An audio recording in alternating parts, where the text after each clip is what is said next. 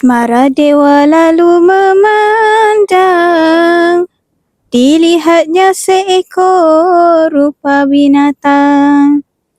Matanya seperti damar sebatang,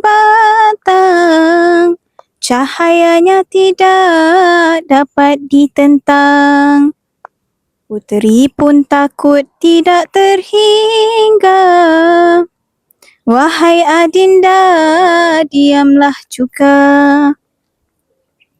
Kepada fikir Kakanda menyangka, inilah gerangan namanya naga. Marilah Adinda kita ini lari, kalau ditangkap kita kemari.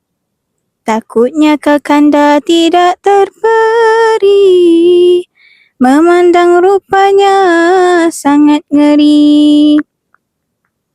Asmara dewa tersenyum lalu berkata, sangatlah malu rasanya cita.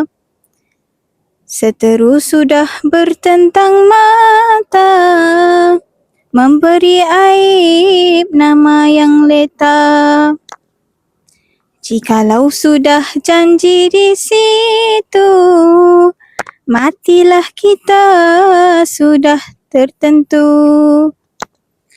Kita pun anak yatim piatu, biarlah dimakan naga itu.